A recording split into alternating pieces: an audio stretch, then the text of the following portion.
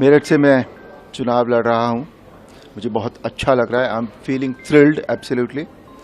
कारण यह है कि मेरठ मेरी अपनी जगह है। मैं मेरठ में पैदा हुआ, मैं मेरठ में बड़ा हुआ, मैंने मेरठ से मेरी पढ़ाई की। तो एक ऐसी जगह जहां ये सब हुआ है, उससे कितना जुड़ाव हो सकता है आप सब लोग अंदाज़ा लगा सकते हैं इस बात का। तो आज मैं मेरठ जा भी रहा हूं, तो आई एम फीलिंग थ्रिल्ड। बहुत अच्छा लग रहा है। आज तक हम जो भी करते रहे, मैं जो करता रहा आज तक, वो एक तरह से आप कह सकते हैं कि वो भी सेवा का एक रूप था। और अब ये लोगों की सेवा का, हमारे भाइयों बहनों की सेवा का एक दूसरा रूप अब यहाँ से शुरू होगा। तो अच्छा लग रहा है। जो काम पहले करता था वही अभी भी करूँगा, हालांकि बस रूप उसका बदल जाएगा। और अपनी जगह से कितना लगाव होता है, कितना जुड़ाव होता है, ये सब आप जानते हैं।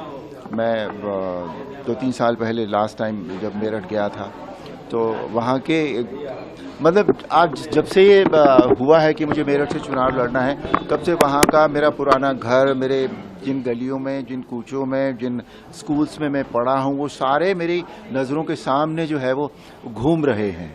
And I would love to be there, and I would love to meet people, and I would love to work for the people of Meerut and Hub. Sir, एक सवाल, ऐसे समय में आपको टिकट मिला है, जब हम देख लें रामलला की प्राण प्रतिष्ठा हुई और ठीक इसके बाद चुनाव हो रहा है, तो ये टिकट मिला, तो क्या कहना है आपने? राम देखिए, नहीं देखिए, ये आपको उनसे पूछना पड़ेगा जिन्होंने ये टिकट दिया है। भाव सर, जो कि उन्होंने इस समय क्यों दिया। भाव तो देखिए है, इस समय पूरा देश, पूरा विश्व जो है वो राममय है ना। और रामलला का मंदिर बना है इतने सालों की जद्दोजहद के बाद। तो ओवरऑल माहौल बहुत एनर्जेटिक है, बहुत अच्छी ऊर्जा है। वो ऊर्जा जो भगवान राम के जो हमें देते हैं, वो ऊर्जा, उस ऊर्जा से हमारा देश इस समय बिल्कुल ओतप्रोत है।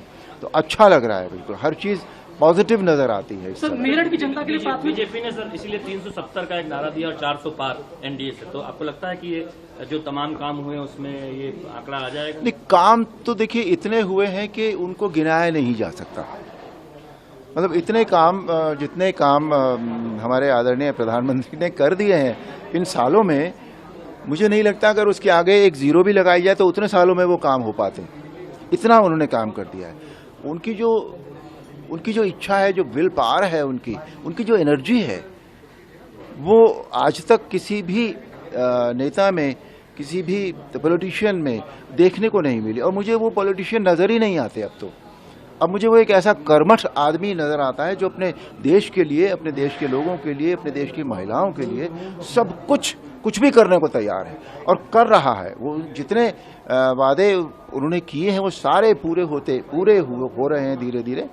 और जैसे राम मंदिर बना और महिलाओं का सशक्तिकरण हुआ, ये सारी चीज़ें हैं। और उसको अगर देखा जाए, उस को बैकग्राउंड में अगर हम रखें, तो जो आंकड़ा जो निर्धारित किया गया है, आई एम श्योर कि वो जरूर पार हो जाएगा। मेरठ की जनता के लिए क्या की बात कर रहे हैं, लेकिन कांग्रेस पार्टी मर्यादा नाम जा रही है। एक बयान जो है वो सुप्रीम नेता है कंगना रनौत जी के खिलाफ, आपने देखा भी होगा, उसको आप किस तरह से देखते हैं?